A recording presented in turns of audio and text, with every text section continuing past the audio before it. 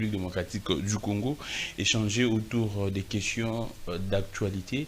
C'est vrai qu'il y a des questions qui sont dominées et l'actualité qui est dominée par si je pourrais dire, les renvois ou bien les retours de cette proposition de loi portant organisation du référendum en République démocratique du Congo.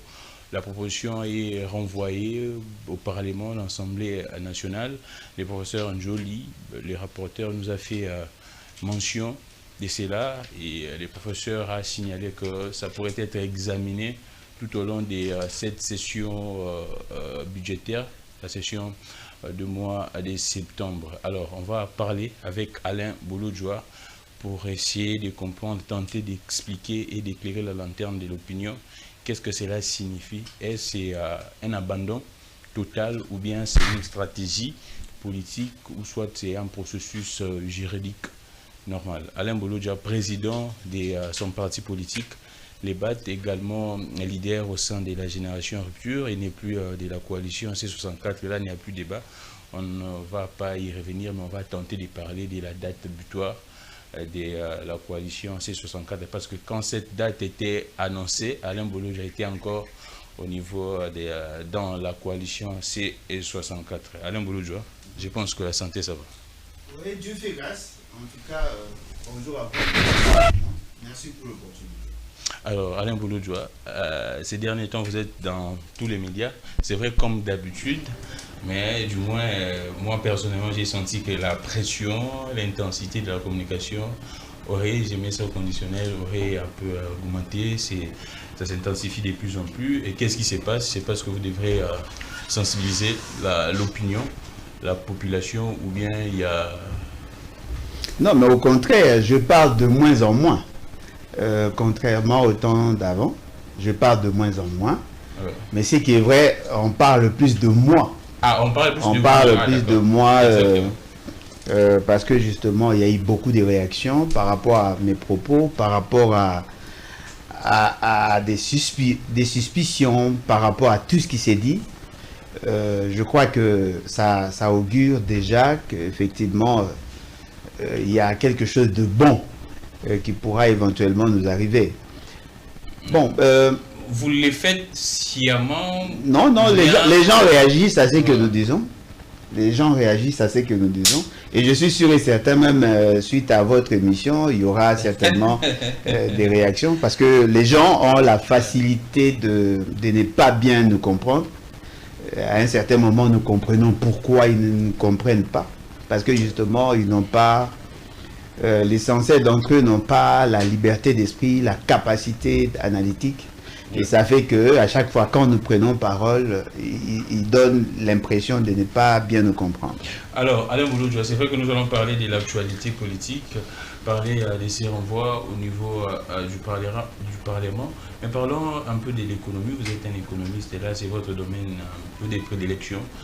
Une année depuis que André Ouamé soit gouverneur de la Banque centrale du Congo, j'ai vu la communication, une sorte de polémique en disant que les gens ont parlé, les analystes économiques, les économistes et les brillants professeurs même, ont dit que non, la mesure qu'il avait prise, ainsi de suite, cette mesure pourrait essayer un peu de basculer l'économie de notre pays, mais du moins, une année déjà, on sent la stabilité. Et cela n'est pas... il ne vous défie pas, vous les économistes, vous étiez également parmi des gens qui ont critiqué la politique mise en place par André Ouamé. Mais une année après, les Congolais sentent que les fonds congolais, les dollars, les fonds congolais, les taux est stable. Bon, le taux n'est pas stable, le taux est assez stable. Assez stable. Il faudrait bien préciser les choses. Mais déjà, au départ, quand il lançait sa démarche ou son entreprise, il y avait un taux. Il vous souviendra que le taux était arrivé pratiquement à 1700. Aujourd'hui, nous sommes pratiquement à 2340, 2350. Ce qui sous-entend qu'il y a eu quand même des fluctuations. Mais pour le Congolais, ils sentent les effets du taux d'échange que quand ça dépasse les dizaines ou les centaines. Alors qu'en réalité, il suffit seulement de voir ces fluctuations. vous allez vous rendre compte qu'il y a une certaine instabilité. Et nous avons aussi dit... pas vos prédictions, vous étiez non, pour dire que sa politique ne va pas marcher. Non, je n'ai jamais dit que ça ne va pas marcher. J'ai dit que ce sont des solutions comprimées aspirine.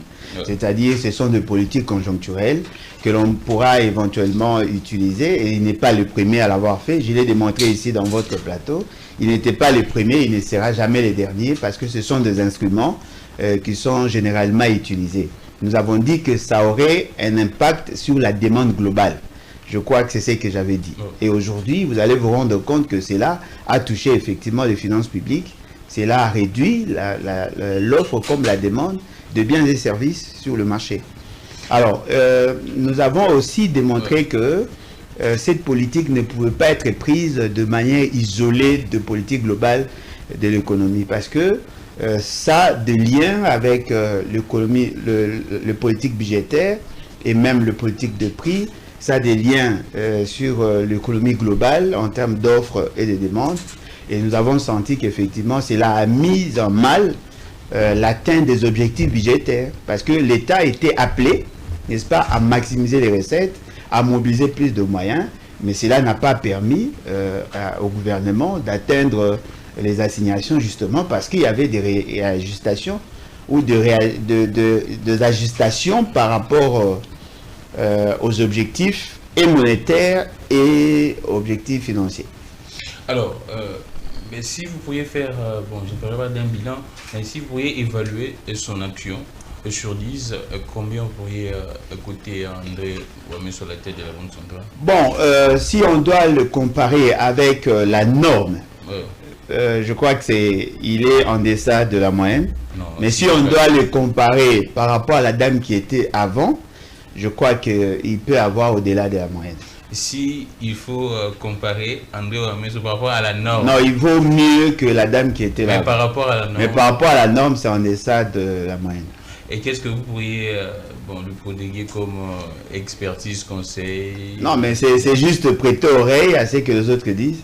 Parce que déjà, il y a beaucoup... il est un peu trop imbu de lui-même, il était un peu trop agité. Mais et je crois même qu'il a eu à prendre des mesures de mitigation, justement pour corriger les imperfections qu'il a pu occasionner. Et le gouvernement aussi l'a accompagné certainement dans certains dispositifs, justement pour éponger les effets pervers de ce qu'il a pu faire. Parce que vous allez vous rendre compte que dans la mobilisation des recettes, il y a eu un coût. La capacité mobilisatrice a été secouée par cette réalité-là. Et puis, il y a eu des réajustements qui ont permis d'éponger, dans une certaine mesure, les effets pervers de ces politiques-là. Mais ce qui est vrai, c'est que il n'est pas seulement chargé de veiller sur le taux d'échange. Il faudrait aussi voir le système financier dans son ensemble. Il intervient dans la question des assurances.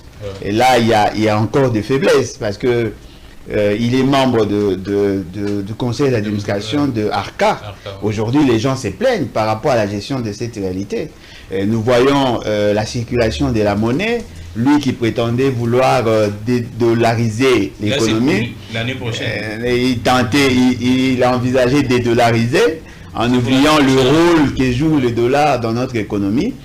Le côté positif que moi personnellement j'ai trouvé dans ce qu'il a pu initier, c'est la diversification de réserves d'échange. Ah, d'accord. En tout cas, là, j'avais salué parce que j'étais parmi ceux qui concrètement, qui il a fait quoi? De l'or effectivement, avoir des réserves en or.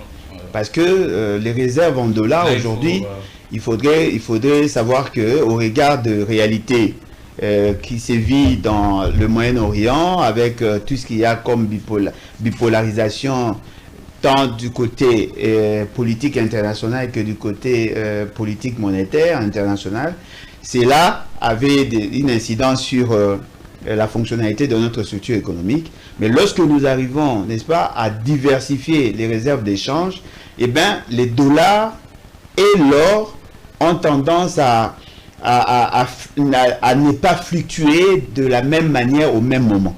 C'est-à-dire que quand le dollar perd de la valeur, généralement, l'or prend de la valeur.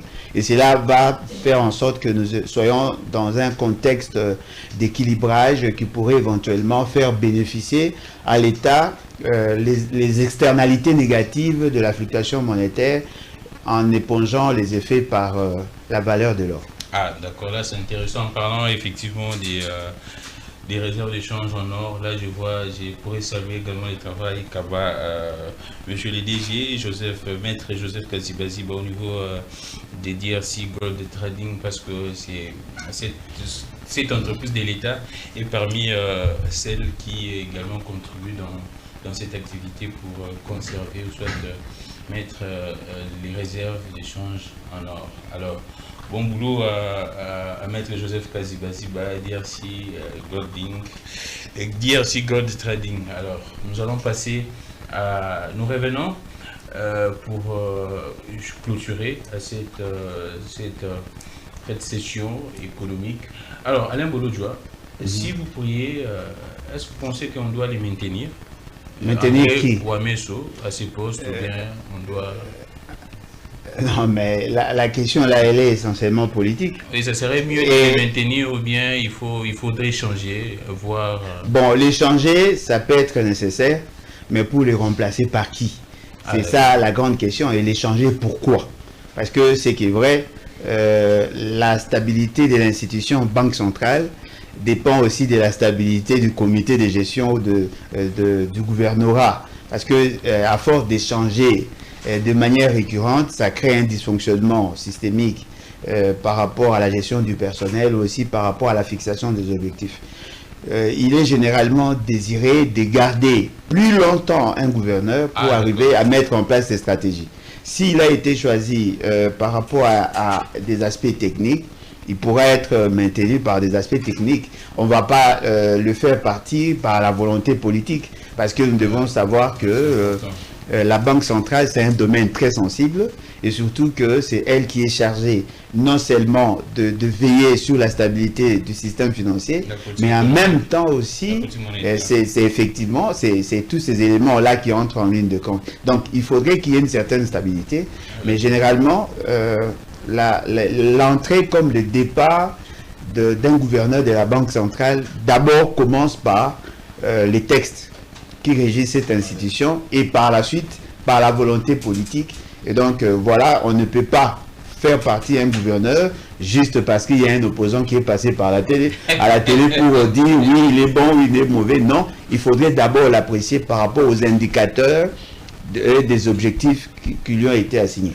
Mais qu'est-ce que vous pourriez dire? Bon, je ne sais pas si je pourrais parler de la réforme. On a vu, je pense il y a quelques mois, on a nommé un gouverneur adjoint. Je ne sais pas si ça existait avant. Oui, effectivement, il y a deux vice-gouverneurs.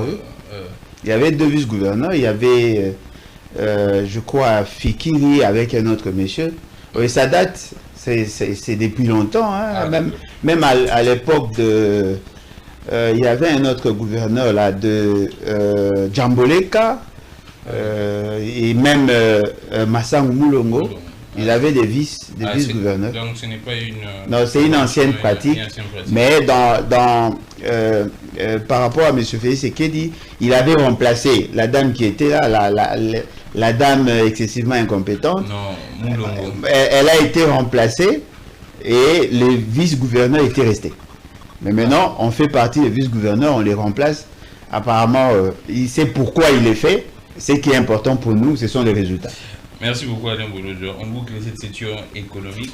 Mais du coup, on doit dire que cette dame a travaillé dans les institutions internationales. Ça c'est ce qu'on vous a présenté. Même si elle a essuyé les tables, on va parler des institutions. Elle n'a rien foutu celle-là. Hein. Et d'ailleurs, je tiens à rappeler, c'est elle qui a créé les déclics pour la déstabilisation du franc congolais. Et elle a recouru aux planches à billets et c'est là à augmenter la masse monétaire en franc congolais. Alors, Alain Bolodjoa, on parle, avant de prendre l'actualité politique, bon, on entre déjà, on prend ce qui est sociétal. Les CESAC envisagent la fermeture, les autorités congolaises, la fermeture des TikTok. Et pourquoi? Bon, je ne sais pas. Les dérapages, on parlerait des dérapages, des insultes, ok. matin, midi, soir. Et pourquoi ne pas fermer l'IDPS? Il y a aussi des dérapages. Oh non, on est quand même fermé. Alors, Ils sont prompts à réfléchir à haute voix sans pour autant réfléchir, bien réfléchir comment en fait. vous jugez? J'ai suivi le président du CESA qui a dit qu'ils ont déjà transmis plus de 20 000 ou 2 000 comptes à TikTok au niveau des responsables de ces réseaux sociaux. Alors, comment vous jugez l'idée? C'est une bonne chose ou bien Non. c'est une demi-mesure? Non, c'est pas une bonne chose parce que ils n'ont pas mesuré l'impact de cet instrument, que ce soit en économie que dans la société. Mais quand ça détruit les mœurs, Non, mais c'est pas les TikTok qui détruisent les mœurs. Ce sont les contenus véhiculés par les TikTok qui détruisent. On doit pas faire l'amalgame. L'essentiel de produits que nous consommons aujourd'hui, en tout cas, c'est que moi je consomme, je les découvre aussi par TikTok. ah d'accord. C'est-à-dire qu'il y a des gens qui en font un support ou un moyen de transmission ou de marketing, de communication. Donc, pour eux, c'est un instrument essentiel. Mais pour les autres consommateurs, là maintenant, ça dépend de ce que vous allez consommer. C'est vrai que des fois, quand mes enfants entrent dans TikTok, on trouve certains éléments qui sont nocifs, qui ne sont pas bons à consommer. Mais à côté de ça, il y a de ce qui est bon ou ceux qui sont bons. Alors, il faudrait maintenant voir la conséquence de la décision de suspendre ou de bloquer TikTok dans notre pays par rapport aux effets positifs de TikTok. Et pourquoi seulement maintenant? Pourquoi seulement aujourd'hui? C'est justement parce qu'il y a quelqu'un parmi les proches, certainement de Christian Bossembe, qui a été touché par... toute la société qui s'est plaint. Non, mais toute la société qui s'est plaint. Moi aussi, je me plains de la gouvernance, du détournement, et la pratique de gouvernance. Mais ce n'est pas pour autant qu'on va suspendre l'UDPS. Parce que tout le monde s'est plaint par rapport aux forces de progrès, par rapport au comportement de leur secrétaire général, par rapport au comportement de leur président. Mais cela ne nous a pas poussé, n'est-ce pas, à sanctionner tout le monde. Donc, il va falloir arriver à mettre en place un dispositif pour extirper ou sélectionner ce qui est bon à entrer et ce qui n'est pas bon. Parce que je crois dans d'autres pays, la question a été posée. Moi, j'ai suivi le président français en parler. Il a dit, en Chine... En France, on a interdit l'utilisation des TikTok au moins de 18 ans. En Chine, les TikTok servent à véhiculer des valeurs. Dans d'autres pays, ça devient de plus en plus un vecteur des antivaleurs et ainsi de suite. Mais la France a réfléchi. La France a dit, voilà, pour protéger nos enfants par rapport à tel élément, ne peut pas passer. Il y a eu des restrictions. Mais les TikTok continuent à être utilisés. Voyez-vous, donc, nous devons arriver à développer une intelligence situationnelle et à mettre de côté les sentiments et tout ça. Mais je voudrais quand même rappeler à mon frère, mon jeune frère, Monsieur Christian, non, je ne le prends pas comme président, c'est ça. Je le prends comme jeune frère, un jeune intelligent, très brillant, mais deux fois émotif. C'est juste parce qu'il y a ces intérêts qui sont attaqués. C'est en ce moment-là qu'il veut prendre des décisions. Il veut prendre des décisions exceptionnelles. Parce que lorsque TikTok sert à ceux qui sont au pouvoir pour nous attaquer, ils applaudissaient. Lorsqu'ils utilisaient TikTok pour insulter nos femmes, nos mamans et tout ce qui va avec, en ce moment-là, on applaudissait. Je pose la question. Lorsqu'ils donnaient des brevets, lorsqu'ils donnaient aux TikTokers, l'intention était quoi? Mais ce sont les mêmes TikTokers aujourd'hui qui débitent des inepties, des insanités contre des personnes qui vous sont proches. Mais avant, vous les ovationnez. Oui, je me rappelle, donc, le président du CESAC a reçu plusieurs TikTokers. Il n'y a pas que il n'y a pas que lui. Il y a même le ministre de Pétentique, l'actuel. Il a fait la même chose. J'ai vu des femmes, des jeunes dames qui insultent en longueur de journée être reçues. Pourquoi? Parce que justement, ça vous profitait. Aujourd'hui que vous êtes touché, eh ben, c'est que moi je voudrais vous demander, bas la terre, calmez-vous, analysez en profondeur et apportez-nous des solutions idoines et non des émotions. Donc si je vous comprends bien, le régime, le pouvoir ne peut pas se prévaloir de ses propres turbulences. Ça, c'est bien trouvé. Ils ont entretenu des gens qui insultaient, Non, qui continuent à insulter jusqu'aujourd'hui. Voilà. Courage, hein. Courage. Bon, nous espérons que voilà, si la mesure pourrait aboutir, bon, je ne sais pas, et quelles pourraient être les conséquences. Mais ce qui est vrai, comme Alain Bolo venait de dire, il y a des Congolais qui fonctionnent grâce à TikTok, qui ont des affaires sur TikTok, ainsi de suite. Bon, on va voir comment est-ce que ça va se passer. Alors, on prend juste une parenthèse. Il faudrait dire que la première personne qui avait pris ouvertement position par rapport à cette question, c'est Louis-France Kouzekissa. Exactement. Il avait introduit, il avait même écrit à tout le monde. Exactement. Ouais, il faut à chaque fois, quand vous voulez prendre ces décisions, il faut les citer, les droits d'auteur. Oui, exactement. Là c'est une... Là, vous me rappelez, alors c'est très bien. Vous rappelez également à la nation tout entière. Mais j'ai également, quand Louis-France avait adressé cette correspondance au président, j'ai vu des gens les critiquer, ainsi de suite. Mais aujourd'hui, bon, il y a certains du pouvoir qui applaudissent. Mais comment vous jugez, en parlant de la suppression, la suspension, ainsi de suite, de ces réseaux sociaux, nous avons vu les réactions des gens proches du pouvoir qui tiennent des propos un peu, bon, je ne sais pas, qui disent on doit des propos violents, des violences, même à l'égard de la gente féminine. Vous pensez que la justice devrait interpeller également les gens du pouvoir qui, pour défendre la première dame, disons-le clairement, pensent qu'on doit être violent, ainsi de suite? Non, mais en règle générale, nos amis du pouvoir, surtout ceux qui sont issus de l'UDPS, sont généralement mal éduqués. Parce que quand vous avez un DG d'une entreprise ou soit d'une structure... Non, mais voilà pourquoi j'ai dit, le fait seulement qu'ils sont mal éduqués, ils ont la culture d'injures et d'insultes faciles, c'est contagieux en fait. Et ce qui est important à retenir, c'est que notre pays est en droit d'avoir des ambitions de développement. Ouais. Mais ces ambitions de développement exigent aussi à ce que nous ayons la culture du développement. Et dans la culture du développement, il y a l'acceptation de la contradiction. C'est ça la beauté de la démocratie. Et dans cette acceptation de la contradiction, il faudrait qu'il y ait le respect mutuel. Donc, je constate avec regret nos amis courageux qui sont aujourd'hui au pouvoir, qui sont prompts à insulter, à injurier. Ils ont même eu l'audace d'injurier un président de la République en fonction, en les traitant de fous.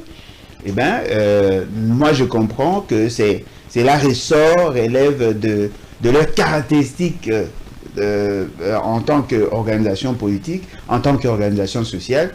Mais ce qui est important, la meilleure manière de combattre les antivaleurs, c'est d'amener les valeurs. Voyez-vous, on ne va pas insulter pour justifier ou attaquer les autres insultes.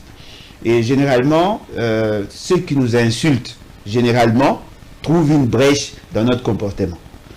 Ceux qui nous insultent, j'ai dit généralement, ils trouvent une brèche. Donc, c'est qu'on reproche aux nous en avons...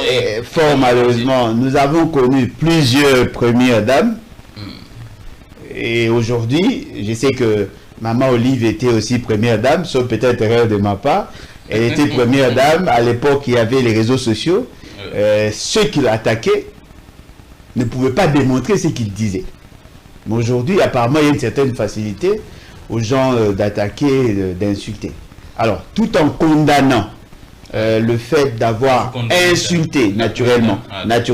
C'est pas seulement parce qu'elle est première dame, mais c'est justement parce qu'elle est femme. C'est justement parce qu'elle a droit à la dignité. C'est pas seulement par rapport à son statut, mais par rapport à ce qu'elle est. Elle est pour nous la source de vie, elle est pour nous une femme, elle est pour nous une maman. C'est une femme mariée, elle a droit à la dignité. Et donc, je condamne avec véhémence ces comportements délictueux, ces comportements antisociaux, je condamne. Mais je demande aussi, de l'autre côté, à ce que qu'elle essaie un peu de voir, bien que ce n'est pas ça mon rôle, qu'elle essaie un peu de voir sa manière de vivre avec certaines personnes. Elle peut bien s'organiser sans nécessairement être en contact avec tout le monde. Elle est femme, c'est vrai. Elle a un rôle, elle a des missions, c'est vrai. Mais elle doit aussi essayer un peu de tamiser ses proches pour ne pas donner à ces genres de personnes avec handicap mental de commencer à distiller des choses contre elle. Ça me dérange parce que je suis politicien, parce qu'elle est femme d'un politicien. Ça me dérange aussi parce que je constate qu'on ne la respecte pas trop. Et c'est pas bon. On ne respecte pas trop la première dame. Fort malheureusement. Par qui? Les peuples en général. Non, mais j'ai pas le temps de la juger. J'ai pas le temps de la juger. Généralement, ceux qui l'insultent ont été proches d'elle. C'est rare de voir quelqu'un de loin l'insulter. Ah, d'accord. Moi, personnellement, ça me dérange. Ah, d'accord.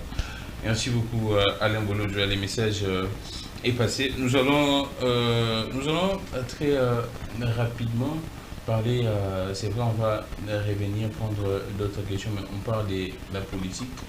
Alain Bolo-Joie, bon, on prend avoir la question de l'extradition, parce que ça continue de susciter, il y a des débats, des polémiques, il y a la famille qui continue à s'inquiéter. Pratiquement, on tombe vers 2 semaines depuis qu'on a repéré, même arrêté, les présumés assassins de notre regretté Wally Amissi. Après plusieurs annonces de son extradition, jusqu'à présent, apparemment, le dossier s'est refroidi. Qu'est-ce qui se passe, Alain Bolo-Joie? Quelle est la lecture que vous pourriez faire? Non, mais la question là doit être adressée à Dieu. La procédure est en cours ou bien il pourrait y avoir... Aucune idée. Aucune idée. Ce que je comprends, c'est il y a une volonté manifeste à étouffer l'affaire. Oh, il y a une volonté manifeste à étouffer l'affaire. C'est-à-dire à faire quoi? À libérer il y a une volonté manifeste à étouffer l'affaire, mais la nature intervenant en faveur de la famille, ça fait que tout ce qui est tenté du côté de ceux qui ont le pouvoir de faire ou de ne pas faire a tendance à échouer. Parce que on nous a beaucoup dit dans ces dossiers-là. Moi, personnellement, je ne connaissais pas le monsieur. Mais je ne peux pas accepter que dans mon pays, qu'on ait la facilité de mettre fin à la vie. Parce que déjà, par rapport à ma croyance, par rapport à ma discipline, par rapport à la philosophie de mon parti, la vie étant sacrée, elle doit être protégée. Voilà pourquoi, quand tout le monde était d'accord sur l'application de la peine de mort, je m'y étais opposé. Pourquoi? Parce que je sais que la vie est sacrée. Alors, on tue quelqu'un, un jeune à fleur de l'âge, on traîne son corps, on a vu les vidéos, on a vu les photos, et ce qui est surprenant, l'État n'a pas fourni assez d'efforts. C'est vrai que on a tendance à distiller des choses sur le dossier, mais ce qui est aussi vrai... La justice a saisi... L'Interpol a saisi l'international pour... non, mais effectivement, ça c'est la justice. Ouais. Et peut-être que la justice n'a fait que s'accommoder à certaines réalités. Mais est-ce que la justice a vraiment eu la volonté de rendre justice? Je ne pense pas. Vous ne pensez pas? Je ne pense pas. Parce que déjà, les personnes qui ont eu à faciliter le monsieur qui est présenté comme responsable, le présumé qui est présenté comme responsable, il semblerait qu'on avait arrêté un certain nombre d'agents qui étaient impliqués ou sinon qui avaient facilité la fuite. Si ces personnes-là ont été arrêtées et ces personnes-là ont eu à dire qu'ils auraient reçu l'ordre venant de quelque part, la moindre chose, vérifier les appels comme vous faites pour d'autres dossiers. Comme ça, ça va nous aider à savoir qui en est réellement responsable. Parce que dans ce qui s'est dit à la cité, on a tendance à pointer un membre du gouvernement. Voyez-vous, je trouve, de mon point de vue, que ça serait aussi précoce de tirer des conclusions hâtives. Mais en même temps, je pense que ce sont des pistes que l'on pourrait éventuellement explorer pour rendre justice. Parce que c'est vrai, peut-être qu'il n'est pas de ma génération, mais il avait droit à la protection de la société. Et ses frères et sœurs ont besoin aussi de savoir dans quelles circonstances leur frère a été tué. Si on peut mettre la main sur le monsieur, pourquoi ne pas les juger, les condamner? Et d'ailleurs, la situation avec Congo-Brazza, elle est différente avec d'autres pays. Il vous souviendra, il y a une dame ici qui nous insultait. Elle a été appréhendée là-bas. On l'a rapatriée facilement chez nous. Muni Bakonga, il y a d'autres dossiers que nous ne pouvons pas citer. Alors, pourquoi pour ces cas-là, ça fait exception? Certainement parce qu'il y a des choses à cacher. S'il est présumé criminel, selon certaines informations, il aurait dit que l'extradé ici à Kinshasa, il pourrait être en insécurité, il risquerait même la mort, ainsi de suite. Et que le Congo-Brazzaville serait en droit également de les protéger. Protéger, ça c'est le droit international, oui. Ça, c'est consacré en international. Donc, parce que nous sommes membres de la communauté internationale, nous avons ratifié certains traités, il y a même certaines conventions, que ce soit au niveau international et même entre les États, et qui ont été effectivement signées, ça protège. S'il dit qu'il doit être protégé parce qu'il n'a pas confiance à la justice, voyez-vous, et pourquoi a-t-il peur d'être... pourquoi se trouverait-il dans une situation d'insécurité? Parce que la justice doit faire son travail. Mais de l'autre côté, la justice doit aussi veiller sur sa vie. Et si Congo-Brazza ne peut pas le rapatrier chez nous ou le ramener chez nous pour des raisons de sa sécurité, eh bien, il faudrait conclure que ce n'est pas l'opposition qui va l'insécuriser. Ce n'est pas la population non plus. Il a peur du fait qu'il y a un système ici, un système mafieux, qui pourrait mettre fin à sa vie. Mais Alain Bouloudjoua, quand c'est présumé criminel, assassin plutôt, avoue qu'effectivement, il serait parmi des gens qui auraient amené Vali Amissi à la mort, ainsi de suite. Il dit qu'il y avait déjà des gens, c'est vrai, lui avait pour rôle d'amener Vali dans la chambre d'hôtel, ainsi de suite. Mais est-ce qu'on ne pourrait pas déjà partir de ces vérités qu'il a dit, parce que je ne pense pas que ça a été sous pression? Bon, déjà, nous ne devons pas tomber dans le piège en prenant dans l'air absolu ce qu'il dit. Parce que déjà, il peut aussi être dans une posture de vouloir se défendre. Voyez-vous, si seulement nous avions une bonne justice, c'est cette justice qui allait nous donner des garanties sur la transparence, sur la véracité de ce qu'il dit. Il faut malheureusement que ce soit la justice, que ce soit lui, que ce soit les autres. Moi, personnellement, je ne peux pas prendre le risque de faire aveuglément confiance. Parce que je sais que dans cette justice, il y a des faiblesses, il y a une certaine maladie qui l'empêcherait aujourd'hui à bien fonctionner. Mais de l'autre côté, je sais que le monsieur qui avait fui, il a des choses à cacher et il doit aussi chercher à se défendre. Voyez-vous, parce que je ne pense pas qu'on va directement le placer a priori, alors que nous savons qu'il y a éventualité qu'il soit aussi, je ne dirais pas innocent, mais qu'il ne soit pas le seul à avoir participé. Dans ce qu'il dit, il peut avoir raison, mais c'est la justice qui devait trancher. Fort malheureusement, il se méfie de la justice congolaise, mais il préfère faire confiance à la justice internationale. Alors, y a-t-il pas moyen à ce niveau-là de voir par rapport à nos relations si on ne pouvait pas ouvrir un dossier en international ou sinon les juger au niveau du Congo-Brazzaville dans la transparence? Peut-être qu'il pourra éventuellement nous apporter des éléments essentiels pour orienter nos actions. Pour boucler également ces chapitres, qu'est-ce que vous pourriez dire à la famille? J'ai vu les jeunes frères du regretté qui passent dans des médias, mais il y a certaines personnes qui estiment qu'il devrait cesser ces balais médiatiques, soit son balai médiatique. Et pourquoi?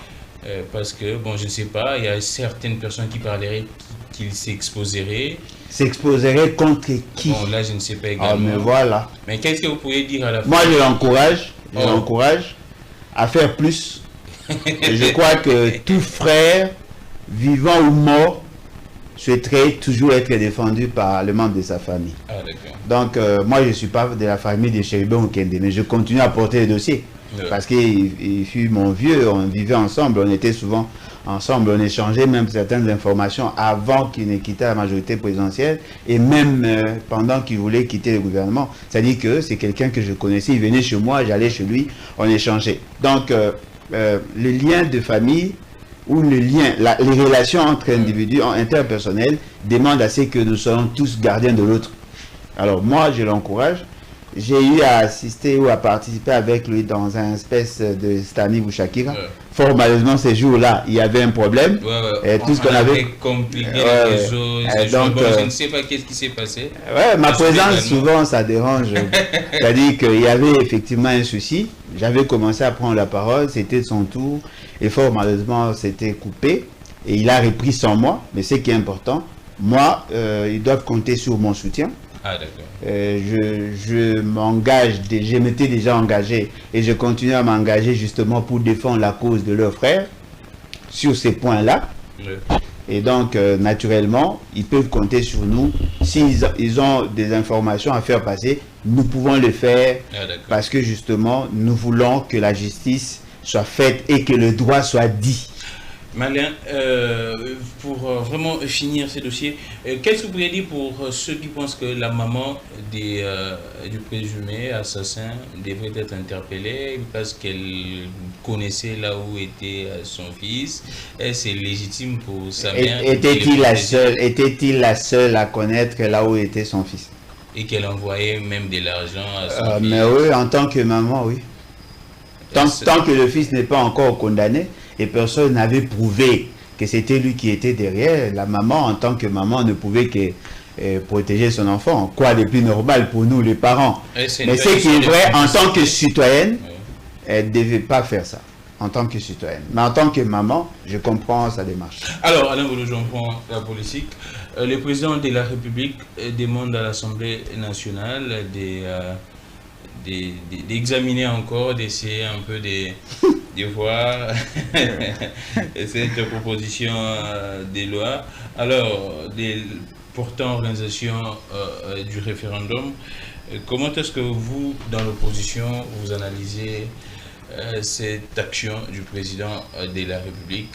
C'est un moyen de calmer la tension, c'est un moyen de décrispation, ou bien c'est une stratégie politique, ou bien c'est le droit? Les tout, apparemment. Parce que nous avons eu à opiner là-dessus. Nous avons eu à analyser les faits. Mais aujourd'hui, nous sentons que M. Félix Tshisekedi a compris les dangers que cela pouvait présenter. Parce que ce qui est vrai, appliquer cette loi telle qu'elle a été présentée aujourd'hui, allait présager pratiquement l'effondrement de la société, parce que le seul fil, ou je dirais le seul élément qui doit en réalité protéger toutes les institutions ou le pouvoir dans l'État, c'est la justice. La justice doit rester les derniers remparts. Si la justice pouvait s'aligner derrière la démarche de M. Félix Tshisekedi pour violer intentionnellement et de manière intempestive la Constitution, et bien toute autre chose restant inchangée, on allait entrer dans un cycle infernal, un cycle d'instabilité. Alors, la loi, le projet de loi ou la proposition de loi telle que soumise doit nous interpeller. Nous interpeller d'abord par rapport à la qualité de l'homme qui a porté ces projets. Nous interpeller aussi par rapport à la qualité du débat au niveau des institutions législatives. Nous interpeller aussi par rapport au rôle que doit jouer la Cour constitutionnelle et ainsi de suite. Allons-y. La fameuse loi, la proposition de loi ou le projet, la proposition telle que faite, ça portait pratiquement sur 90 articles au départ. C'est-à-dire qu'on a divisé en deux. Aujourd'hui, c'est à 45. Ils ont eu à élaguer au niveau de l'Assemblée nationale et du Sénat beaucoup d'éléments, je dirais beaucoup de déchets dans cette proposition de loi. Et à la fin, ils ont retenu 35 avec beaucoup d'amendements, beaucoup de réajustements. Cette loi est passée par l'institution présidente de la République. Et l'institution présidente de la République a envoyé au niveau de la Cour constitutionnelle. Sur le 43 matières, ou sur les 43 articles traitant sur le matière, la Cour constitutionnelle a constaté que près de 30% de ces articles-là étaient des articles à problème. Mais attention, la Cour constitutionnelle n'a pas eu à traiter sur d'autres matières qui sont pour autant toxiques, qui, de mon point de vue, du point de vue des essentiels, que ce soit de l'opposition et des autres scientifiques, ne pouvaient pas passer. Alors, la question que l'on doit se poser, quelle est l'honorabilité, quel est le degré d'honorabilité d'un prétendu ou de quelqu'un qui se présente comme professeur, député, qui soumet à l'approbation de la société une proposition de loi de 90 articles et qui constate par la suite des événements que cette matière-là ou ces textes-là ne pouvaient être appréciés qu'à 20%. Ça met en cause la qualité des enseignants. Alain Bolojua, quand la politique entre les scientifiques ne pourrait pas bien s'exprimer. Ces principes-là n'est pas universel. C'est peut-être dans la pratique. Mais moi, maintenant, je me dis, quelqu'un qui prétend être professeur d'université. Non, mais je présente les faits, je ne parle pas de son cas. Ouais. Quelqu'un qui prétend être professeur d'université dans ces domaines. Quelqu'un qui prétend avoir été élu, qui est supposé connaître les règlements intérieurs, les missions de l'Assemblée nationale, la sensibilité de ces questions, arrive quand même à pondre un projet ou une proposition de loi qui soit rejetée à plus de 80%. On doit à un certain moment s'interroger soi-même pour voir si effectivement on est bon citoyen ou on est bon professeur. Parce que ce soit en termes de professeur, ça met en cause votre qualité et même en cause votre qualité des citoyens.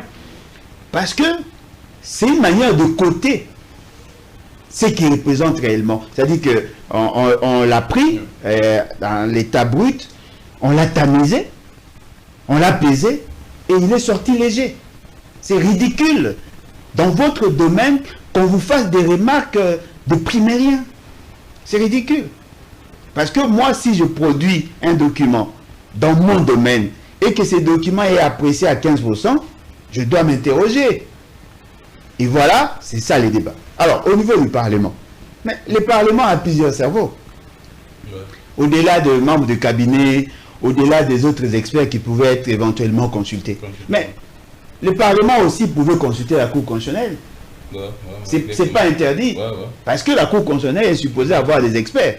Avant même que cette proposition de loi soit soumise pour veiller sur la constitutionnalité, la conformité ou la constitutionnalité de la loi, il pouvait aussi consulter la Cour constitutionnelle.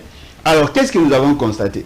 Sur les 500 cerveaux de l'Assemblée nationale, personne n'a su dénicher ces faiblesses-là. Et pourtant, il y a des professeurs d'université.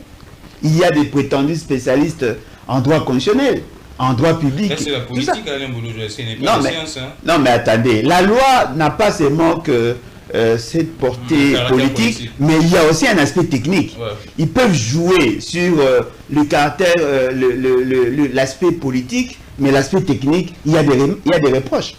Ouais. On leur reproche beaucoup de choses. Voyez-vous? Et d'ailleurs, je voudrais vous rappeler, en 2005, il y avait une loi référendaire. Ouais. Qu'est-ce qui manquait de prendre cette loi et de l'adapter par rapport à l'exigence constitutionnelle actuelle? Il suffisait seulement d'adapter et on allait avoir une loi. C'est vrai que la loi, en tant qu'instrument, elle est nécessaire. Mais l'ambiguïté qu'il y a dans ces dispositions, effectivement, relève de la volonté politique. Mais en tant que politique, quelle est l'opportunité aujourd'hui d'avoir une loi référendaire qui fasse objet d'autant d'intérêt, alors que le pays n'a ni l'intention d'organiser le référendum en tant que tel, parce que le gouvernement n'a pas manifesté la volonté, ni l'urgence de le faire. Pourquoi sont-ils précipités à donner cette loi? Et c'est arrivé au niveau du Sénat. Le Sénat a eu aussi à analyser en profondeur. Et le Sénat n'a pas su déceler les faiblesses. C'est lorsque nous, les surveillants de la République, nous avons commencé à démontrer les insuffisances de la loi, peut-être que la Cour constitutionnelle s'est sentie dans l'obligation de rejeter de manière polie la dite loi. Parce que quand la Cour parle de sous-réserve, c'est-à-dire qu'il y en a autant. Et ces sous-réserves-là vont même au-delà de ce que l'on pouvait imaginer. Mais il y a certaines matières qui n'ont pas été abordées par la Cour constitutionnelle. C'est-à-dire, devons-nous comprendre que la Cour constitutionnelle a pris une posture d'équilibriste en cherchant à réconcilier le point de vue, et la Cour constitutionnelle a donné à Tshisekedi la patate chaude. Vous pouvez appliquer la loi avec les réserves, mais cela doit constituer une sorte d'annexe. Mais alors, comment peut-on arriver à ces stades-là? Et au niveau de M. Tshisekedi, M. Tshisekedi sait pertinemment bien que si cette loi passait, nous allons mettre en cause la légitimité de la Cour constitutionnelle. Parce que la seule chose qui empêche à ce que nous procédions par l'enclenchement de l'article 104, c'est la présence de la Cour constitutionnelle.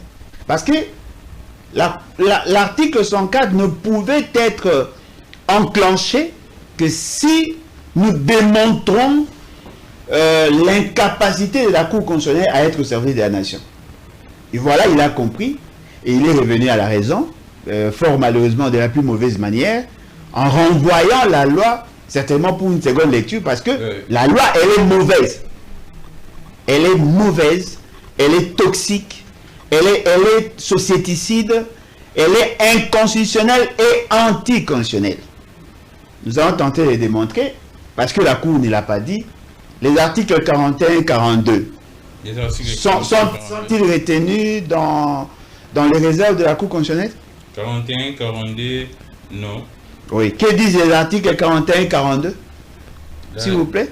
Je vais lire ça. Mais du moins, je vais citer les articles retenus comme en réserve d'interprétation par la Cour. Ce sont les articles 3, 4, 5, 7, 8, 9, 10, 12, 14, 19, 21, 23 et 43. Oui. Il y a plusieurs articles en tout cas. Je vais aller pour lire les articles. Combien, Alain Bouloudjo? 41. 41 de la proposition portant fixant les conditions d'organisation du référendum. Article 41 de cette proposition de loi. Jusqu'à présent, ce n'est pas encore une loi, c'est une proposition. Alors, l'article 41, à la suite d'un dysfonctionnement majeur, paralysant ou menaçant de paralyser les institutions de l'État, le président de la République peut, conformément à l'article 69 de la Constitution, recueillir pour avis, avant toute initiative institutionnelle, l'opinion d'experts sur toute matière constitutionnelle qui ne sont plus adaptés à la situation politique, économique, sociale ou culturelle du pays. À cet effet, il convoque et organise par ordonnance une commission nationale multidisciplinaire de réflexion. Conformément à l'ordonnance sus-évoquée, les experts identifient les dites règles et établissent leur caractère inadapté. Ils se prononcent dans un délai de 30 jours maximum à dater de l'installation de la commission. Ils déposent auprès du président de la République un rapport contenant leurs avis et considérations, éventuellement accompagnés d'un projet de changement des règles constitutionnelles identifiées. Ça, c'est 41. Non, on peut déjà s'arrêter là. Ouais. On va lire 42, mais je voudrais quand même que vous lisiez l'article 85 de notre Constitution. Je commence d'abord par l'article 85 de la Constitution. Lorsque des circonstances graves menacent d'une manière immédiate l'indépendance ou l'intégrité du territoire national ou qu'elles provoquent l'interruption du fonctionnement régulier des institutions, le président de la République proclame l'état d'urgence ou l'état de siège après concertation avec les premiers ministres et les présidents de deux chambres conformément aux dispositions 144 et 145 de la présente Constitution. Il en informe la nation par un message. Oui. L'article 86 de la Constitution. Exact. Le président de la République déclare la guerre par ordonnance délibérée en Conseil des ministres après avis du Conseil supérieur de la défense et autorisation de l'Assemblée nationale et du Sénat conformément à l'article 143 de la présente Constitution. Déjà, la révision de certaines dispositions de la Constitution est interdite. Ouais. Pendant que nous sommes dans un état, dans une situation d'état de siège, d'état d'urgence, l'état de siège et l'état de guerre. Ouais. La Constitution interdit, n'est-ce pas, la révision de certaines dispositions. Mais pensez-vous vraiment que le Constitution pouvait accepter, pendant que le pays est secoué par une situation fâcheuse, que l'on se permette de réviser la Constitution et d'organiser des référendums? Prenons l'hypothèse que nous sommes dans une situation de guerre. Parce que nous avons décrété l'état de siège dans la partie Est. On vous dit, on ne peut pas réviser la Constitution. Mais pensez-vous vraiment qu'on peut autoriser les changements de la Constitution? Organiser les référendums? Parce que la révision constitutionnelle, toutes les révisions ne nécessitent pas les référendums. Mais peut-on organiser les référendums pendant que le pays est en partie occupé? C'est-à-dire que l'esprit déjà de ces dispositions-là n'est pas conforme à la Constitution, au-delà de tout. Le président de la République, d'après l'esprit de la Constitution, a le pouvoir d'initier la révision de certaines dispositions de la Constitution. Mais une loi ordinaire lui confère le droit de décider sur le sort de la Constitution. C'est-à-dire que la Constitution qui a interdit au président d'avoir un pouvoir totalitaire vient de voir son pouvoir de régenter la société et l'organisation sociale être maté ou sinon apprivoisé par une loi qui prétend être conforme à la Constitution. Troisième élément. La Constitution a créé le Parlement, l'Assemblée nationale et le Sénat. La Constitution a créé un cadre d'harmonisation et de décision qu'on appelle le Congrès. C'est-à-dire l'Assemblée nationale et le Sénat peuvent se réunir en Congrès. Le Congrès statue sur des matières de compétences du Parlement.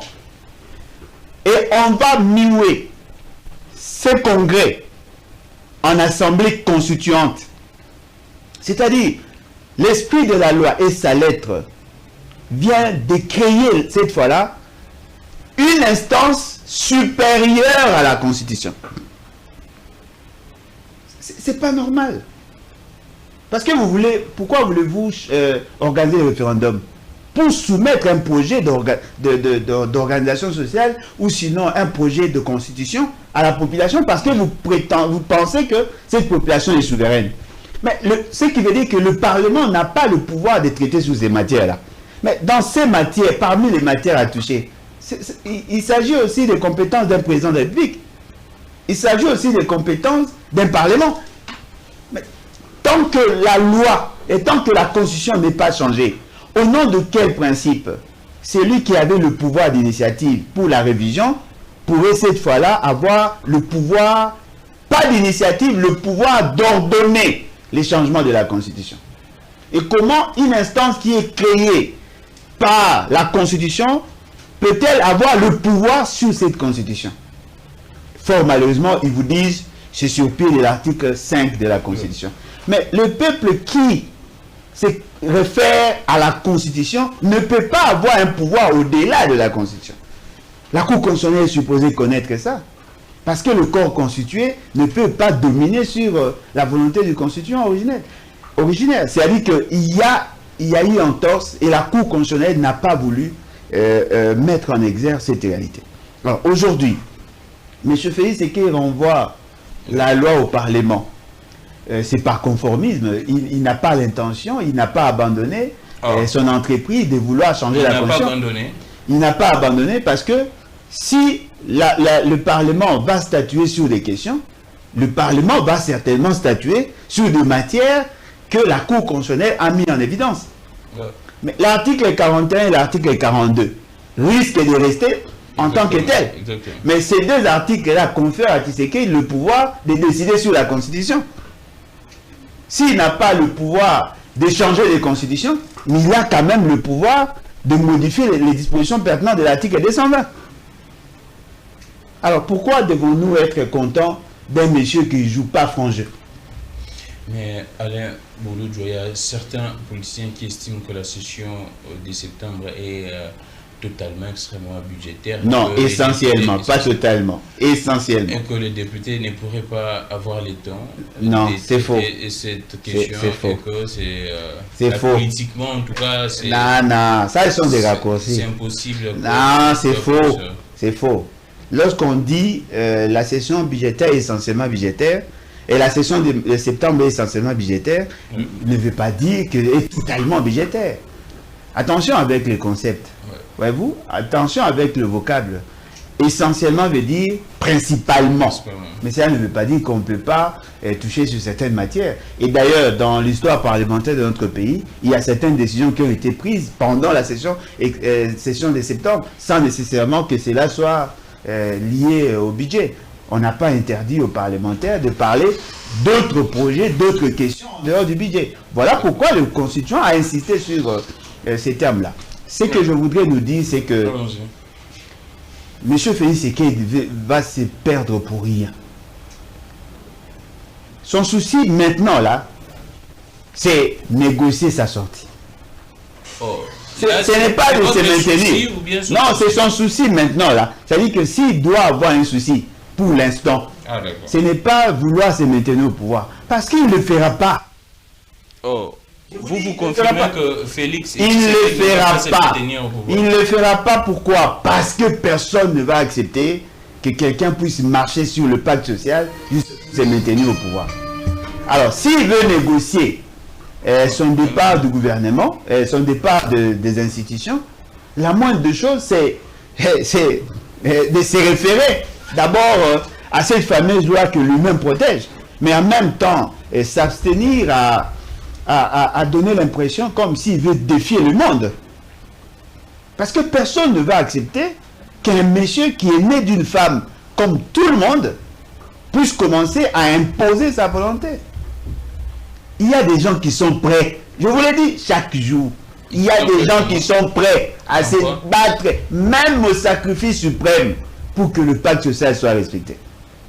Alors, arrêtez de vivre dans cette illusion logique où vous allez prendre les risques de croire qu'on aura peur de vous. Personne n'aura peur de vous. Personne. Nous sommes en train de défendre ce qui est considéré comme sacré. Essayez un peu de vous imaginer. Si M. Félix Tshisekedi devenait revêtu d'un pouvoir supraconstitutionnel, il pourrait éventuellement changer de constitution comme il veut. Et ce qui est surprenant, chaque 5 ans. Il peut changer de constitution chaque 5 ans. Mais allez voir dans l'histoire.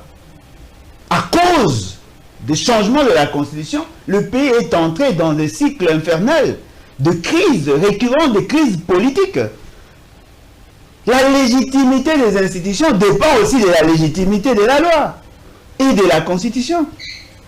Une constitution illégitime ne peut pas engendrer des institutions légitimes et ne peut pas engendrer des animateurs des institutions illégitimes. Pourquoi voulez-vous nous amener dans ça?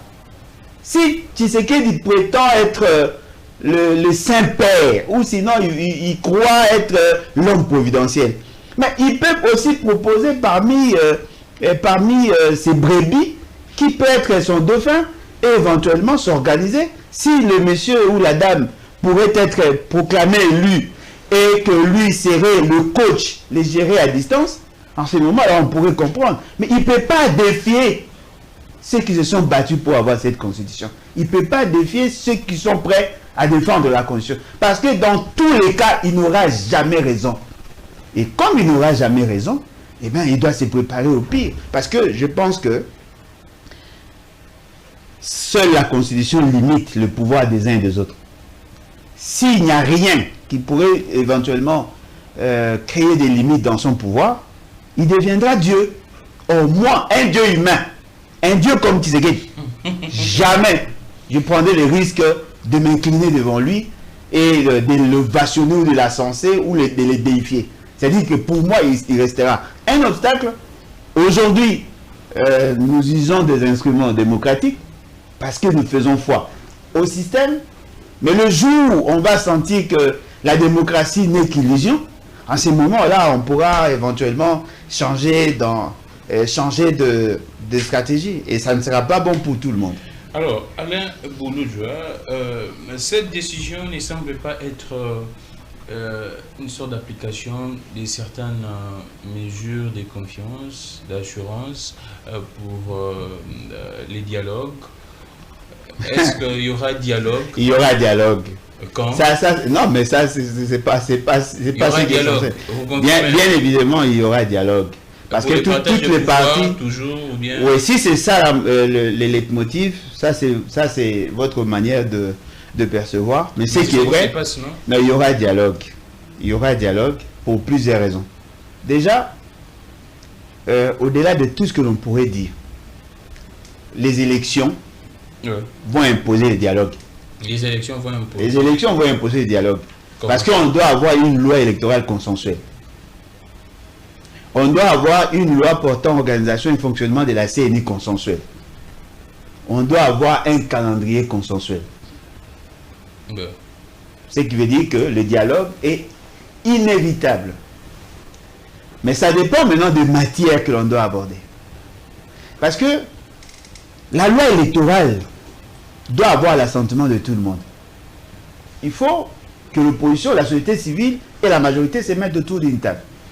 La composition de la CNI, d'abord par rapport à la loi actuelle, exige à ce que l'opposition, le pouvoir et même la société civile puissent déléguer ses représentants à ce niveau. Nous qui pensons que la CNI doit revenir totalement à la société civile, nous avons notre argument à défendre cela.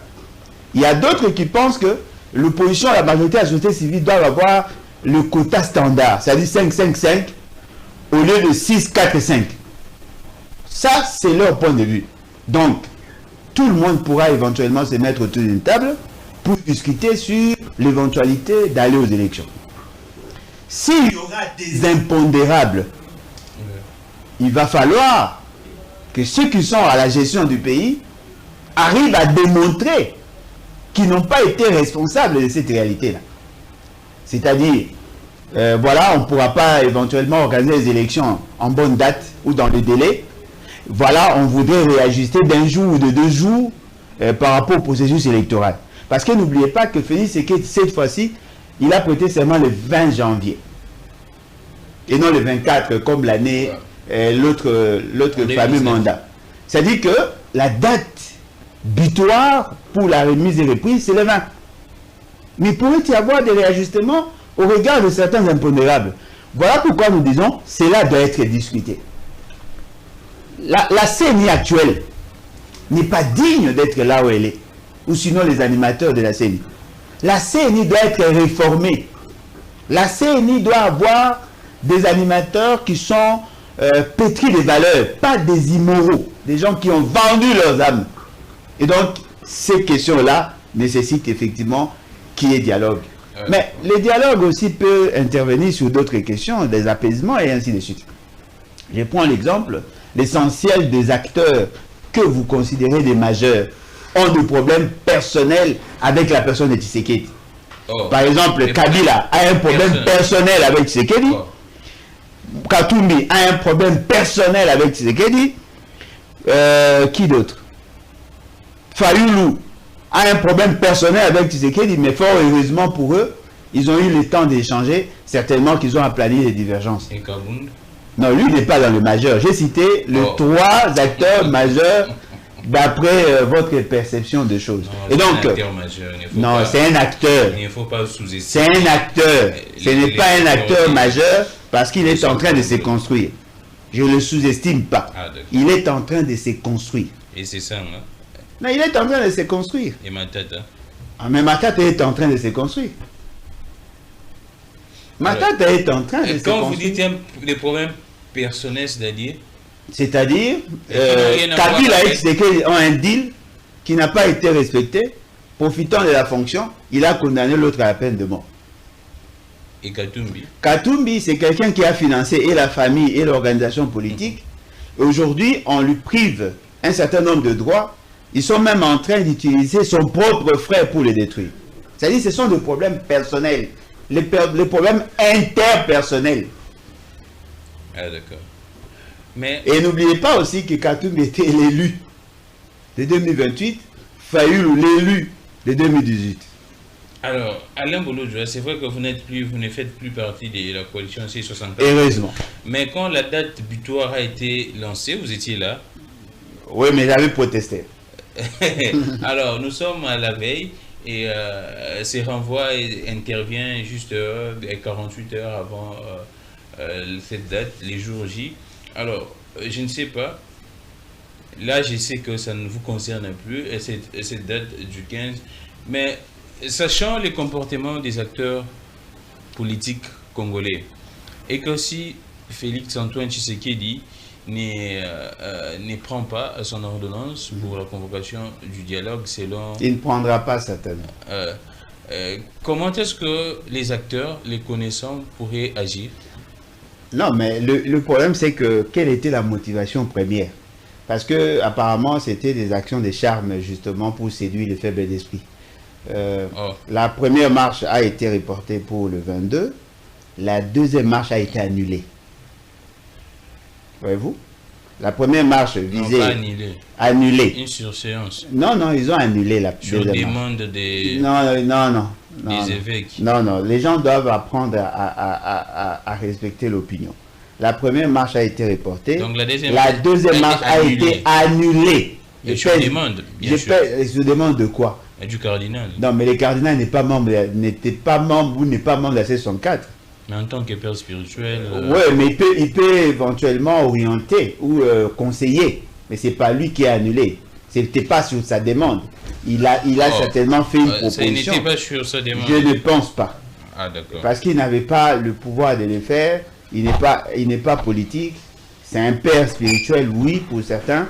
Il peut éventuellement orienter, il peut éventuellement faire de propositions de suggestions, mais cela n'a pas force de loi ou de décision pour que cela s'impose. Voyez-vous, les gens ont levé l'option. Et d'ailleurs, on cite les cardinals. Mais les cardinals est intervenu en second lieu. Ils avaient déjà l'intention d'annuler la marche avant d'aller... Avant même de voir les cardinals, il y avait déjà cette intention. Ils avaient déjà l'intention d'annuler. Ils avaient déjà l'intention d'annuler la marche. Et ils se sont appuyés... Pour quelle raison ils avaient... Non, mais justement parce qu'ils avaient ça comme mission. En fait, moi, je ne voulais même pas en parler parce que je ne vois même pas l'opportunité. Exactement. Ce qui est important à retenir, c'est quoi? C'est que le 15, c'est une date qui est dans le calendrier. Les ciels ne vont pas tomber. C'est-à-dire que quand les gens pensaient que ça n'allait pas arriver, c'est dans un jour, pratiquement. Après les 15, ils doivent faire l'évaluation, voir ce qu'ils ont pu gagner dans leur démarche. Parce que là où je trouve c'est antinomique, c'est le fait de lier l'ultimatum à l'activité ou à l'organisation. Cet ultimatum n'avait rien à voir avec les objectifs fixés dès le départ. La C64 n'a pas été créée pour aller au dialogue. La C64 a été créée justement pour changer les rapports de force et faire respecter la Constitution. La loi à problème, c'était la loi Ngonankoy. Ce n'était pas les calendriers du dialogue. L'essentiel d'entre eux savait que fixer une date dans l'idée d'intimider Tshisekedi, ça ne marcherait pas. Ils savaient que fixer une date, ça ne marcherait pas. Parce que vous ne pouvez pas donner l'ultimatum sur le dialogue à M. Félix Tshisekedi. Il savait déjà que ça n'allait pas tenir. Mais tout ça, c'était fait pour la consommation du public. Le 15, c'est un défi. Après les 15, il faut faire l'évaluation. Après cette évaluation, il faudrait fixer un calendrier. Après ce calendrier, il faudrait poser des actions. Après avoir posé des actions, il faudrait vous assumer. C'est ce qui manque dans la classe politique. Parce que c'est qui est vrai. S'assumer, c'est-à-dire? On nous a dit, on m'a dit à moi, que pourquoi voulez-vous que l'on organise la marche? On risque d'exposer les enfants d'autrui à la mort. En faisant sortir les gens, vous avez l'intention de permettre à Kabila de récupérer le pouvoir par devoir. Ça, c'est ce que vous avez dit. Mais maintenant, là, après les 15, après l'ultimatum, il faudrait qu'il y ait des actions.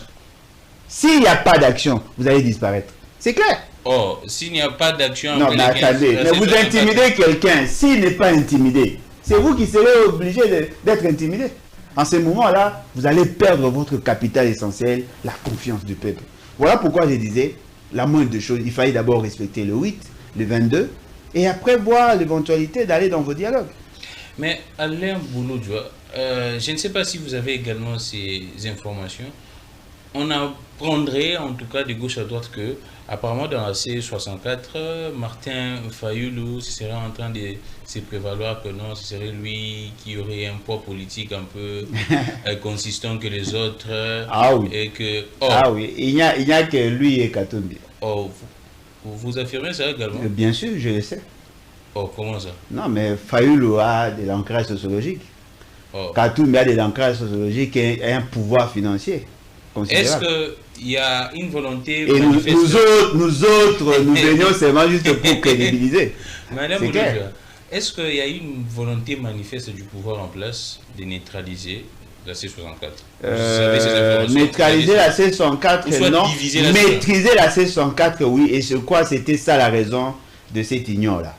C'est-à-dire que Tshisekedi avait besoin de créer un phénomène d'entonnoir, d'amener tous les opposants à les mettre ensemble, de les amener pratiquement à l'abattoir pour qu'il en fasse un allié face aux autres qui ont pris les armes. Et nous avons compris la stratégie. Est-ce qu'aujourd'hui, vous partagez quand les gens disent que si Martin Fayoulou quittait cette coalition et que ça mourrait? C'est fort probable, mais c'est une organisation. Peut-être l'organisation va perdre le poids ou la capacité de mobilisation, mais la structure peut continuer. C'est comme il y a certains partis qui ne représentent plus rien, mais continuent à exister. Voyez-vous, donc il y a quelqu'un que moi, personnellement, je considère des toxiques. Bon, en fait, je n'ai même pas l'intention de les citer. Si cette personne-là quittait l'organisation, en tout cas, ils pourront mieux faire les choses. Oh, si la personne quittait... Ouais, c'est vraiment un élément. Ils sont à deux, mais l'autre est maîtrisable. Donc, ils sont à deux. Ouais, si mais l'autre est maîtrisable. Si l'un quitte, la coalition pourrait éventuellement bien fonctionner. Et vous pourrez réintégrer la coalition. Non, je n'ai pas cette culture-là. Fort malheureusement. Moi, quand je quitte pour du bon. Et pourquoi est-ce que d'abord cette... Bon, je ne parle pas des polémiques qui surgissent et que non, s'il fallu le quitter, Katoum, bien ainsi de suite. C'est lancé, ça vient des TG de chacun d'eux ou bien qui alimente cette polémique que si Katoum quittait, si Fayoulou quittait? Non, mais qui alimente cette polémique? Si Katoum, ça vient des si Katoum et Fayoulou, d'ailleurs Katoum et Fayoulou ne pourront pas quitter, ils quitteront avec l'organisation. ça c'est clair. Alain Bouloudja est sorti, ça a créé des boucans, mais si Katoumbi et Fayoulou quittaient, en tout cas c'est l'organisation qui va quitter les autres. Pourquoi? Je ne vois pas ces 64 sans Fayoulou, sans Katoumbi. Je ne dis pas que les autres sont insignifiants, mais je pense qu'ils ont encore de chemin à faire, à parcourir. Mais bon, on ne parlera pas des C64. On prend, pour finir, Génération Rupture. Les gens disent également qu'Alain Bouloudja, Ozolo Bamingi, Bozana Génération Rupture, ce qui C64 et lobby, Basali, Report, Yabamarche, Nabongo, mais Bino, Bozana, Bino, pourquoi vous ne les faites pas? Quelles sont les activités que la Génération Rupture prévoit pour faire échec le changement de la Constitution? Ouais, mais pourquoi on doit les dire maintenant? En tout cas, ce qui est vrai, c'est-à-dire que Bandego Bélé va perdre Maëlle parce que dans nos libertés financières, dans nos capacités analytiques. Mais avec les temps, ils vont comprendre. Question, il faut mieux poser. Tous ces partis-là, tous ces grands-là existaient avant la génération, avant la C64. N'est-ce pas? Ouais. Action nini basala individuellement ou ça l'impact local action basala en groupe. Hein? C'est que bateau bino bo kanisa qui sont forts, ils sont grands, ils sont musclés. Bazaki n'a pas parti n'a pas. Bazaki va il y a un groupe, il y a un regroupement politique. Ouais. Action nini déjà basala et ça impact à C64. C'est-à-dire que chacun de nous a pu apporter quelque chose. Ça, ce sont des évidences. Au moins, brique moko kanisa ke yenda fani sindako. Mazo bosa ke soki ba misusu za raté ndawe ngai fana te. Alain Bouloudja a quitté. Simple Alain Bouloudja a quitté. Pas simple Alain Bouloudja. C'est un avis simple Alain Bouloudja a quitté. Simple Owen Bosenge a quitté. Mais ça a mis tout le monde mal à l'aise. C'est comme bon maintenant vous imaginez si j'étais resté avec vous. S'il y avait de la considération, du respect mutuel, peut-être que ma force qui vous dessert aujourd'hui allait vous servir autrement. Parce qu'au-delà de tout, il faudrait non seulement être engagé dans le combat, mais être intelligent, être sage. Il y a certaines choses qui peuvent être gérées en interne. Vous ne voulez pas les gérer parce que vous êtes trop imbu de vous-même. Mais quand vous perdez un élément que vous semblez négliger, vous allez vous rendre compte que perdre cet élément va plus vous impacter que si vous l'avez à côté de vous. Tout le monde est important. Dans ma vie, je considère tout le monde. Tout le monde est important.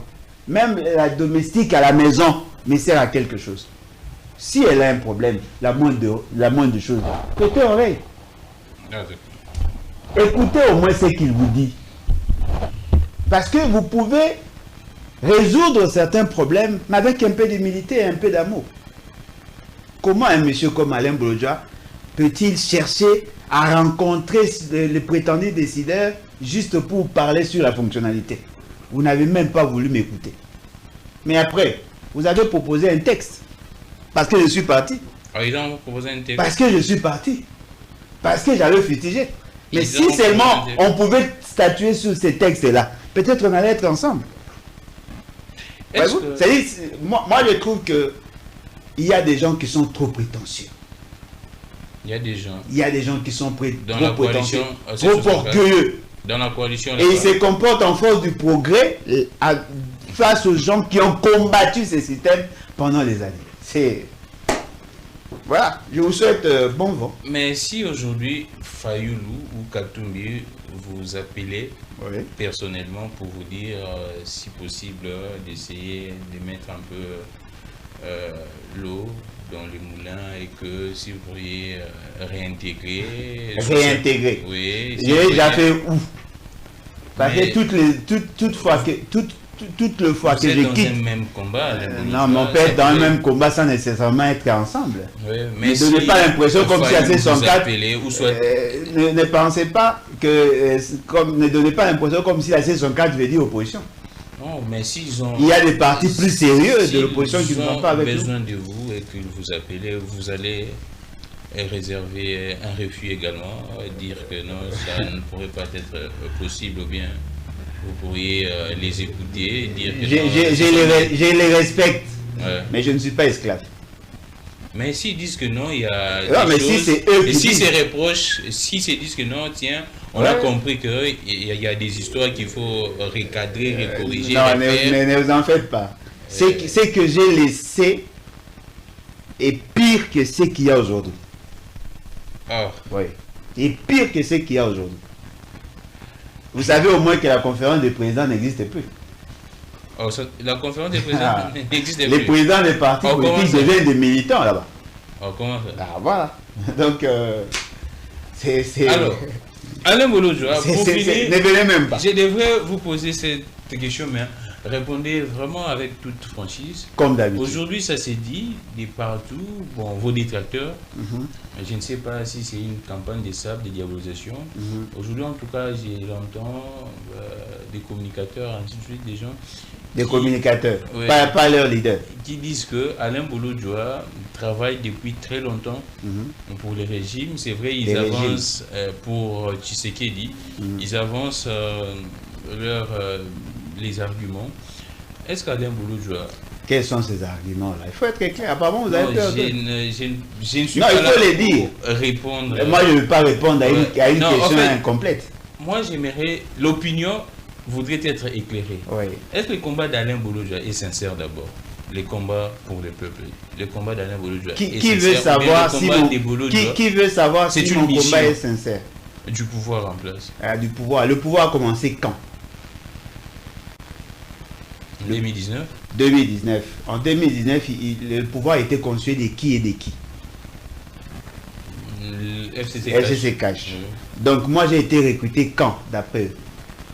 Bon, là, parce que j'ai commencé à combattre ces pouvoirs depuis le 10 janvier 2019. Même quand Kabila et Tshisekedi étaient en amour, j'ai combattu ces pouvoirs-là. Même quand mon jeune frère était encore là-bas, il travaillait là-bas, il était un maillon fort ou faible de ces régimes-là. J'ai combattu. Quand est-ce que j'ai été recruté? Parce que, apparemment, tous étaient proches de Tshisekedi. Tous, sans exception. Tous étaient proches. Tous, sauf moi.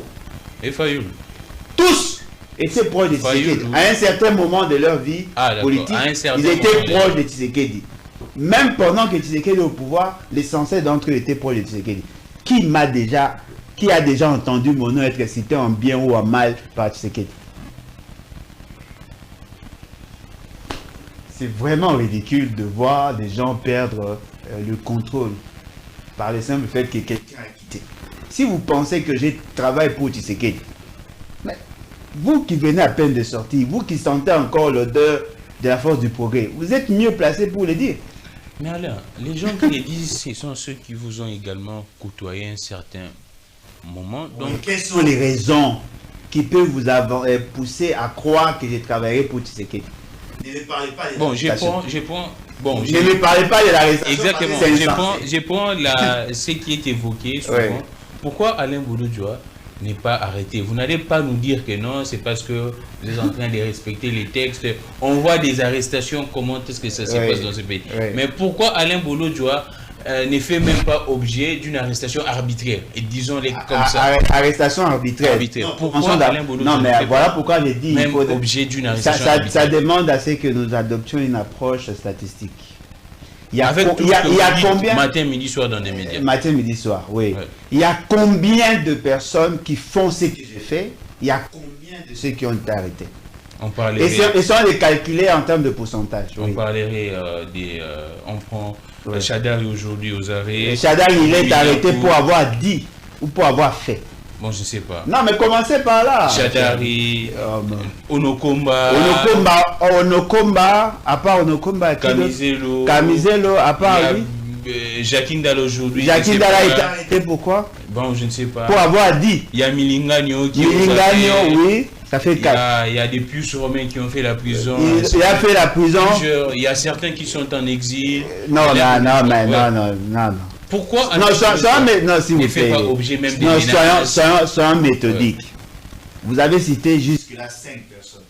Non, ils sont plusieurs. Et des anonymes. Vous ne savez même pas pourquoi a-t-il été arrêté.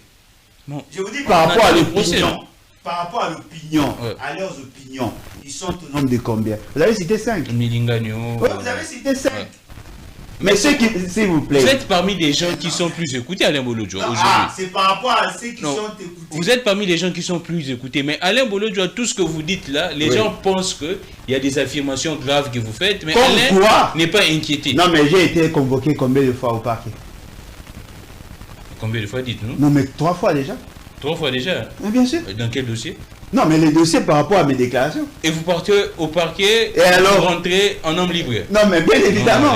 Non, mais attendez. Dans ces régimes? Non, mais attendez. Je voudrais vous démontrer que vous n'avez cité que 5 personnes qui seraient arrêtées.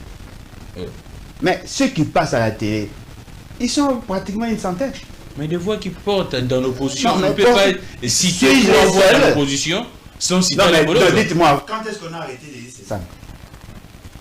Lui ne parlerait pas trop souvent comme vous. Alors. Non, trop souvent ou trop fort.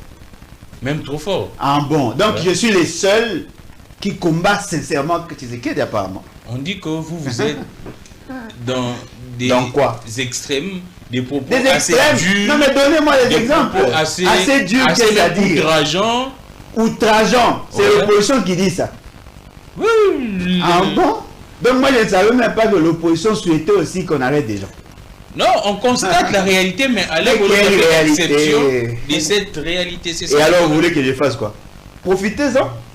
Si vous pensez que ce que je dis est trop dur, trop fort contre les intérêts de Tshisekedi, vous qui êtes opposant, profitez, ne cherchez pas à mettre fin à cela. Salomon Kalonda n'a rien fait, il était arrêté comme... Il n'a rien fait, il a été arrêté pour avoir déclaré. Mais Alain Bouloudjoa, avec tout ce que vous dites... Ok, j'ai fait ceci, alors. Je vais vous aider. Je demande aujourd'hui et maintenant à Tshisekedi de m'arrêter.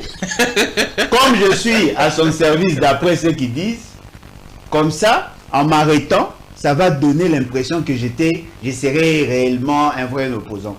En ce moment-là, vous aurez confiance en moi. C'est-à-dire que je dois être arrêté pour être un vrai opposant. Mais vous ne vous posez jamais la question.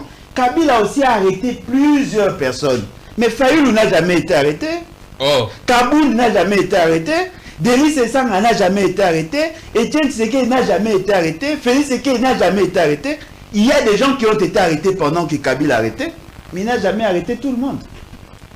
Là, vous insinuez Non, je tiens tout simplement à vous dire, votre raisonnement là ne tient pas.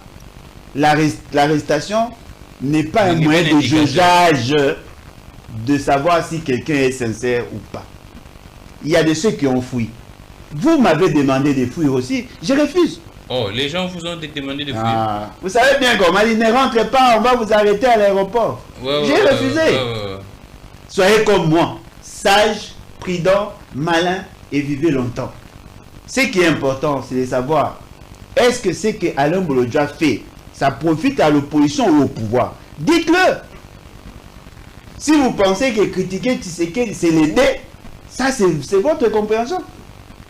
Moi, je suis prêt à tout. Mais je respecte la loi, c'est tout. Bon, merci beaucoup, Alain Bolodja. Comment quelqu'un qui vient à peine de sortir du pouvoir peut-il douter de ma sincérité? Et ce qui est surprenant, même quand certains sortaient de la prison, quand on leur rendait visite, ils nous disaient, ah, on peut savoir pouvoir, tout passe. Toluka n'enyo soit recomprendre mais te comprendre ah on te sait qui après au ballon il travaille pour le mais toi tu viens de là donne les informations. Et puis quelqu'un est parti même plus loin dit allez vous agent à année. Ouais, c'est ce qui s'est dit. Est-ce que agent année va kangarite? Moi je sais pas, moi je n'ai jamais été un agent de l'année, je sais pas si. Bon aussi va tous zate mais vous ça monter va kangarite agent année. Hein? Bino bimara le roi badalila. Bozo ngabotu na Samson, quel est ton secret? Non, profitez de ce que j'ai fait. Profitez de ce que j'ai fait. Vous n'avez pas besoin de tout savoir. Alain Bolodja, la génération rupture Botikali combien? Des partis politiques. De Balongo de Botikali combien? C'est là l'année de la qui bat nous à Baksan. Oh. Bato Balongo Balongo beta. Batu Balongo était. Balongo beta. Ah d'accord. On a ébi ça moko. Comme tout moi Balongo. Nani? Kinana. Oh. Alobi Alongo. Et vous? Alobi non ta? Ah donc il est toujours dans la génération. Oh, Alongo Alobi te. Mon collègue Lobane na oeba, mais Alobi ta. Mais qu'est-ce que vous voyez? Il y a un cofondateur, moi et le Moïse, il va peut-être moi là. Ah d'accord. Donc Marley, vous êtes cofondateur de la génération. On était à 5. Ah d'accord. Il était là. Ados Ndombasi, vous... Jonathan Gwele, Owen Bossé. Et vous 5. Oui, on était à 5. Ce qui a le big à Longwe, on prendra note. Mais le quoi le big à Longwe, et le quoi peut règlement Ezalaki n'a noté tant Mazalaki. Tokozelaga mukora le bala à Longwe.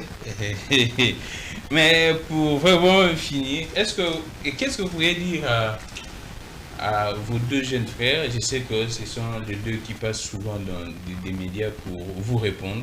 Mais répondre? Ouais. À quelle question? Marley, vous et Kinana, ce sont ces deux-là qui vous répondent. Ils me répondent à quelle question? Dans ce que vous dites, non? Ils réagissent par rapport à mes propos. Non, moi, ce sont mes jeunes frères. Ah, d'accord. Vous n'êtes plus en contact ou bien... Non, évité. Ceux qui n'ont pas ça, ils ont remarque, ils reprochent. Soit na téléphone, soit en présentiel. Mais moi, j'ai eu... j'ai suivi et Kinana qui dit que Yo Moutobanda qui est... Alain Bolodja, vous êtes passé dans un média pour dire que Ekina n'en a pas de parti politique et c'est ça qui l'a fortement dérangé. Pour eux, mes attentes, la stratégie est bien. Vous aurez la vidéo, Botia. Nalan, Boti n'a pas vidéo. Mais. N'a qu'à répondre. Ce sont mes jeunes frères. Moi, je protège la jeunesse. Moi, je ne suis pas dans vos histoires. Dans la pose à la polémique, mais Alain Bolodja, les gens pensent que vous devenez de plus en plus arrogant, un but de toi-même également. Un but de soi-même ou fier. Bon, là, je ne sais pas. Mais Alain Bolodja, les gens constatent qu'Alain Bolodja a commis succès au Matayo, succès, nani, notoriété. Au beau ça il y a un service, au beau ça et qu'est-ce qui se passe à l'impression? Est-ce que c'est vraiment vrai ou bien ils ont l'impression ou bien Badou des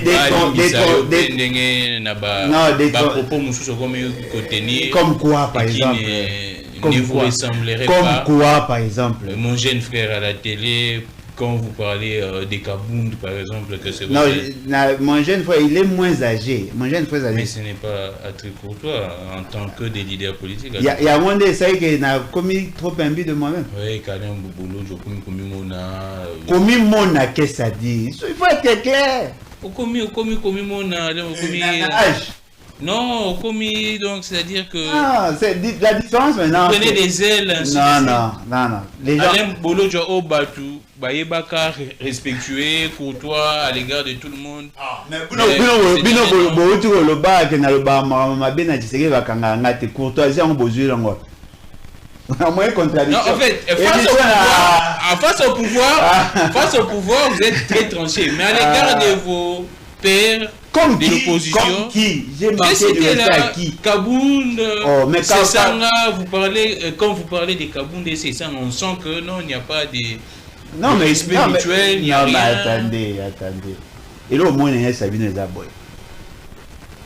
Je ne sais pas ceux qui n'ont pas déjà dans Moutala humble, moi, je vous reconnais très moi, je suis très humble. Très humble, très accessible. Nazaraka orgueilleux parce que je n'ai pas cette culture, cette éducation-là. Et c'est ce qui étonne. Mais je suis très strict sur le respect des principes. Mais je suis très strict. Ne pourrait pas vous pousser. Non, mais comme quoi le bao à dépasser les langages. Donc, en quoi faisons Nalobini? Quand vous arrivez dans des considérations personnelles, c'est-à-dire Kabundale qui n'a pas non, le vieux, il n'est pas mon vieux. Bon, il n'est pas mon vieux. Il n'est pas mon vieux. Attention, ce que moi j'ai compris, c'est quoi? Les journalistes et l'opinion, une frange à opinion, comme la culture et la manipulation. Ah, d'accord. On pose la question. Banani Bazakuna. Moi, je suis un parti politique. Bongo Banani Baza société civile. David Kassongo. Je cite un nom. Et le journaliste dit Bongo tel. À la société civile. En bas, à c'est qui? Vous me reprochez de ça? Mais moi, ils n'avouent pas mes amis. Boire un mon famille à Barabas. Hein? On vous pose la question. Poser question à Pidi. Entre Barabas et Yesu. La famille à Barabas a gagné. Crucifiez Jésus. Tu vas poser question à terre. Crucifiez-le. Pour voir, on a posé le Kinabino, tout le monde Nabino, Azala sauvé. Mais ce que vous semblez oublier, vous êtes en train de crucifier la vérité. Ceux qui ont géré avec Tshisekedi, ceux qui ont mangé avec Tshisekedi, ceux qui vous ont causé du tort, on a tellement pour la défendre Bino. Le fait seulement que moi, frustration, vous voulez les hisser comme Bangonde va porter à combat et vous semblez oublier tout ce que nous avons fait ensemble. Ah, d'accord. Moi, les reconnaissances, maman a dit ça un jour. J'ai été préparé. Moi, je suis constant dans mon combat. Le même valeur, le même disposition d'esprit, je continue mon combat. C'est à vous maintenant de voir ceux qui vont me les habiller. Et puis, du genre, déjà a commis trop imbu. Trop imbu. Qui m'a déjà approché Naboué? Jamais. Mais est-ce que... Je n'aime pas cette culture-là. Je suis humble comme mon Seigneur Jésus, mais je suis strict. Est-ce que Alain Bolodjoa ne serait pas problématique? Non. Alain Bolodjoa n'est pas standard. Hein? Ou à Mabe, à la standard, à Zungi Wete. Nga soki lo eza mabe. Et puis nga sepela na mabe te. A tous andi olanga. So sai mabe eza mabe. Et maintenant, pour ceux qui disent que non, Alain Bolodjoa a émis ça la politique, Yamwana ozoye batendere nini oyebelo ozolukati en fait, c'est ça. OK. Politique il y a compromission. Qui vous dit qu'il y a après ça politique à Mbogo? Il y a toujours des compromissions dans la vie, des concessions, des compromissions. Non, concession oui, compromis oui, compromission non, c'est clair. Oh, est-ce que vous savez que moi je suis en alliance avec Jésus? Bolinga n'a peur de l'éternité pendant ce non? Et puis moi, je n'ai jamais apprécié ce que vous appelez politique. La politique du mensonge, la politique de contre-vérité, la politique des antivaleurs. Je n'en veux pas. Je n'en veux pas. Et qui sont... Non, moi, je ne suis pas dans ça. Ils sont dans des antivaleurs. Je ne suis pas dans ça. Moi, j'ai ma logique. Boye Langa, un parti politique au Bino Boyebi, où il y a la projection tina 2050. Tout discuter na bango, idée contre idée, programme contre programme. Boye Langa, bateau ba comment je peux appeler? Oh bagaille na manifeste, où les a tenir compte na toutes les dimensions de développement. Parce que la politique c'est quoi? Les alliés manière à gérer cité.